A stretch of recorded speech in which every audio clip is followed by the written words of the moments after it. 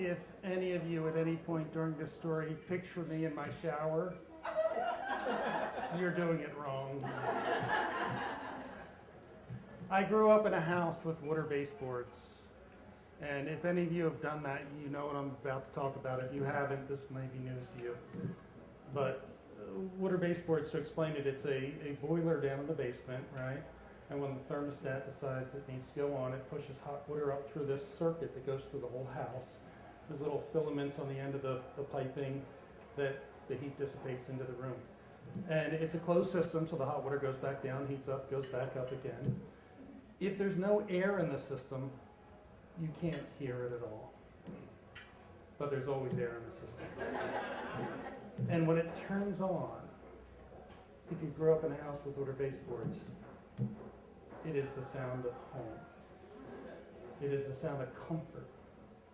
It's the promise of sleep on a cold winter's night. If you grew up in a house without water baseboards, it sounds like a rodent is running along the end of your house.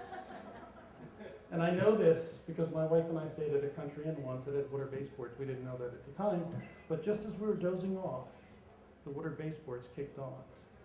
And before the smile was all the way on my face, because I knew what it meant, comfort, my wife was up and screaming. And she said, "Do something, there's something in our room." So I explained to her about water baseboards, and I'm not sure she even really believed me. She just thought I didn't want to deal with a rodent in our hotel room late at night. But eventually I think she believed me, although I will say I probably had a better night's sleep that night than she did. Home is the unusual things, right? Home is that door that squeaks shrilly at 3 a.m. in the morning when someone goes into the bathroom. Home is that doorknob that I tried to repair once, and now it only works if you turn it counterclockwise, not clockwise. Home is that knife my son tried to use as a screwdriver, and it only annoys me now because the way it's bent affects a left-hander but not a right-hander. Home is that squeak in the floorboard that you can hear the pitch and the duration of before your foot even hears the ground. Right? We had one of them in our house, and if you got my daughter back to sleep and you were walking back out and you weren't paying attention, you stepped on that, she'd wake up all over again and you'd have to start the whole process all over.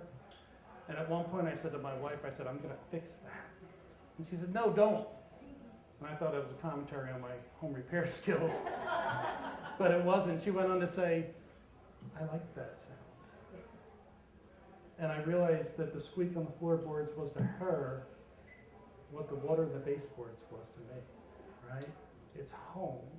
And that makes no sense whatsoever because everything I'm talking about here is really, really annoying. It's a squeak. It's a doorknob that doesn't work. It's a knife that's got a big bend in the end, and I seem to always pull it out of the drawer anyway. But this is home, right? And I got to thinking about that for a while, and it didn't make any sense, but it does make sense too, because this is what makes our home different from every other home we walk into. We know these things, right? I'm still surprised when someone tries to go into the laundry room in my house and doesn't know the secret trick, and they bang into the door as they and I'm thinking, how didn't you know that? But I'm the one who broke it, so I guess I should know. But home is all those things, and I think of the noises especially. They are the soundtrack to our life when we're being ourselves the most. And it's no wonder they're comforting to us, right? I think these thoughts are some very abbreviated version of them every time I intentionally step on that squeaky floorboard. Thank you.